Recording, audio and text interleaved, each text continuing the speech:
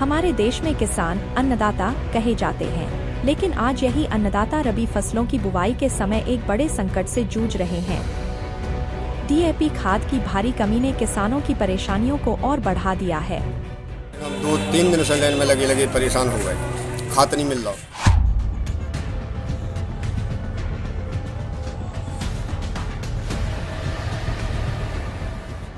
श्रीगंगानगर और हनुमानगढ़ से लेकर राजस्थान के हर जिले में ये समस्या एक विकराल रूप ले चुकी है। आइए इस संकट को गहराई से समझते हैं। श्रीगंगानगर और हनुमानगढ़ के खेतों में इन दिनों रबी फसलों की बुवाई जोर शोर से चल रही है, लेकिन डीएपी खाद की कमी किसानों के लिए एक बड़ा सिरदर्द बन गई है। सरसों और गेहूं जैसी फसलों की बुवाई के दौरान इस खाद की सबसे ज्यादा जरूरत होती है, लेकिन किसानों को लाइन में लगने के बावजूद खाली हाथ लौटना पड़ रहा है। कई इलाकों में किसानों को मजबूरी में महंगे दामों पर खाद खरीदनी पड़ रही है। तो सवाल उठता है, आखिर यह कमी हो क्यों रही है?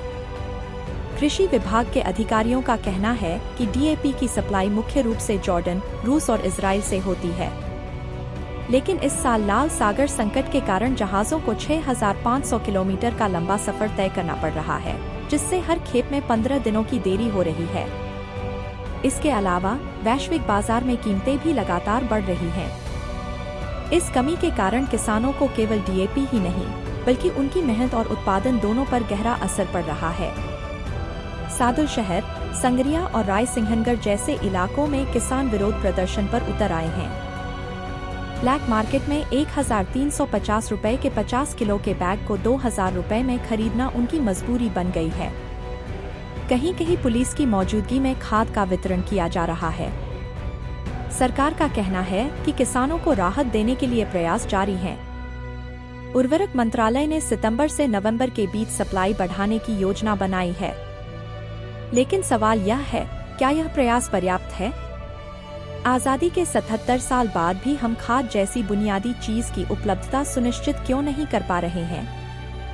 अगर डीएपी की यह कमी जल्द नहीं सुलझाई गई, तो इसका सीधा असर फसलों की पैदावार और देश की खाद्य सुरक्षा पर पड़ेगा। रबी सीजन में गेहूं और सरसों की कम उपज का मतलब होगा बाजार में कीमतों में उछाल और किसानों के लिए बड़ा आर्थिक नुकसान। यह वक्त है इस संकट पर गंभीरता से विचार करने का। हमारे किसान जो दिन रात मेहनत करके देश के लिए भोजन पैदा करते हैं, उन्हें इस मुश्किल घड़ी में मदद की सख्त जरूरत है। क्या सरकार और प्रशासन उनकी उम्मीदों पर खरा उतरेगा? इसका जवाब आने वाले समय में मिलेगा।